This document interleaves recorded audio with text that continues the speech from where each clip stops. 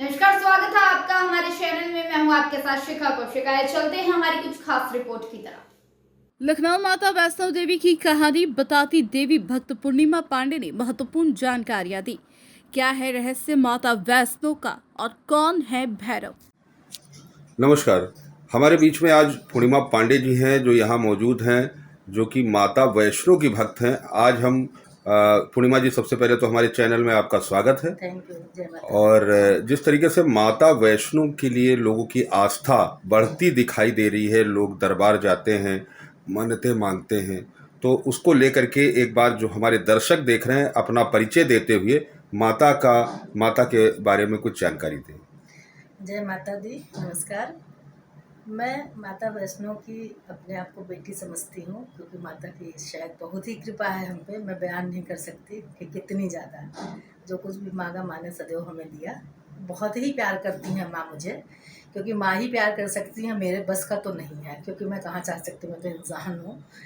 तो माता वैष्णो एक्चुअली सच्चा दरबार है। सच्चा दरबार मीन्स कि माँ साक्षात वहाँ विराजमान है।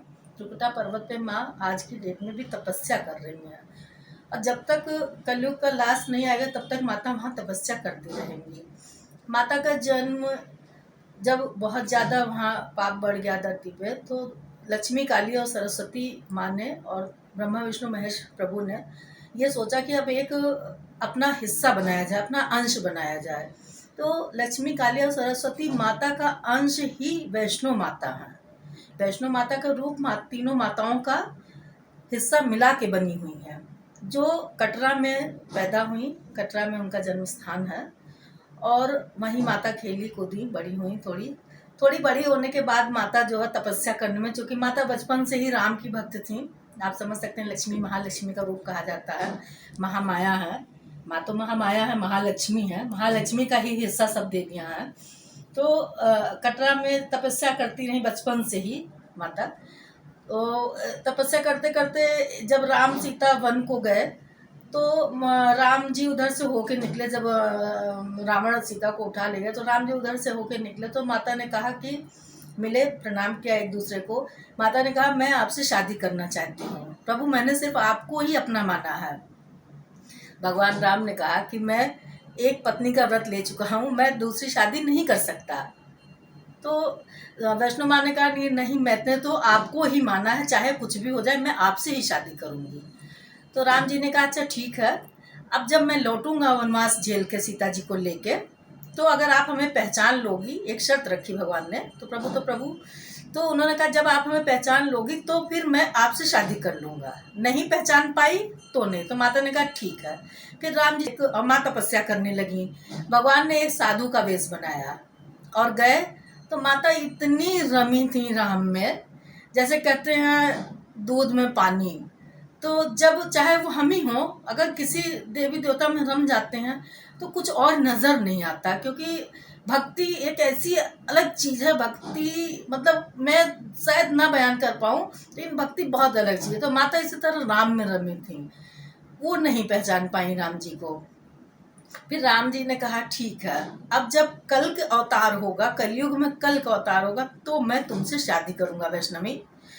तो और अब तुम जाओ त्रिकुटा पर्वत पे अपना प्रचार प्रसार करो। तो माता जो है फिर वहाँ से कटरा आई। कटरा में उन्होंने देखा भैरव नामक एक राक्षस, जो बहुत आतंक मचाया हुआ था।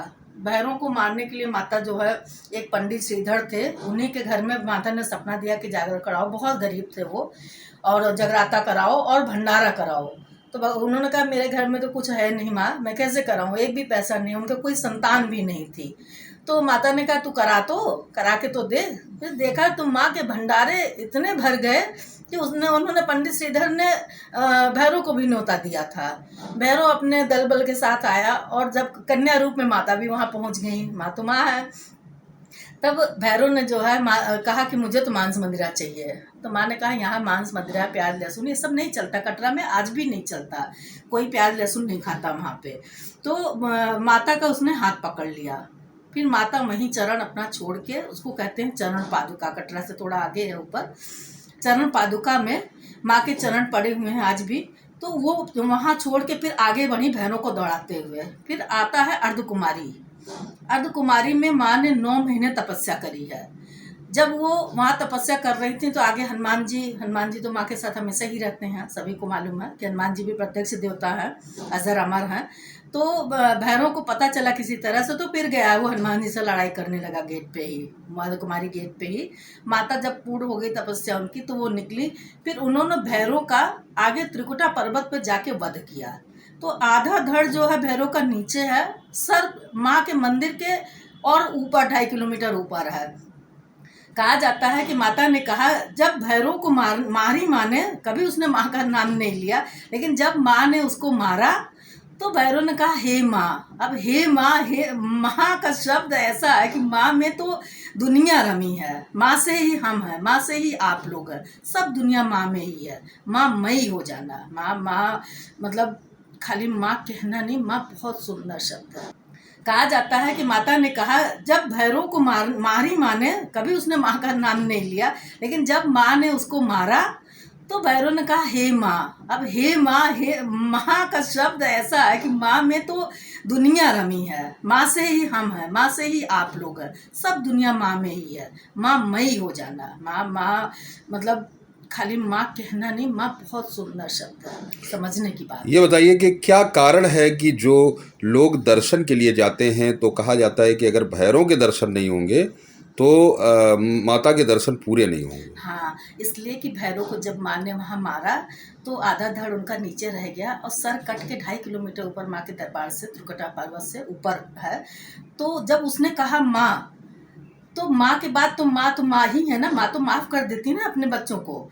तो माँ ने कहा कि जा, आज कहा उसने कि मुझे माफ़ कर दो माँ, मैं कभी माँ नहीं कह पाया। तो माँ ने उसे माफ़ करते हुए कहा कि जा, जो मेरा दर्शन करने आएगा वो बिना तेरे दर्शन के फल नहीं पाएगा। जब मेरा दर्शन करके पहले उसके बाद तेरा दर्शन करेगा तभी उसे हमारे दर्शन का फल मिलेगा। यही कारण है कि माँ के दर्शन करने जाइए तो भैरवनाथ के दर्शन जरूर करना चाहिए। धन्यवाद पूर्णिमा जी, आज हमारे चैनल में आप आई और आपने जो हमारे दर्शक देख रहे हैं उनको एक अच्छी जानकारी दी माता वैष्णो के बारे में। और अगली बार फिर जो कुछ और बहुत सारी जानकारियां हैं जो कि दर्शकों के मन में ये बात चल रही है कि और जानकारियां चाहते हैं, तो अगली बार फिर आपसे जो दर्शक हैं वो कहीं ना कहीं उनको जानकारी आप देंगी, इस उम्मीद के साथ बहुत बहुत धन्यवाद। जय माता दी। उम्मीद है आपको हमारी खबर अच्छी लगी होगी। हमारे चैनल को लाइक, सब्सक्राइब और शेयर करना मत भूलिए। ऐसी ही खबरों के लिए बने रहे मेरे साथ। नमस्कार।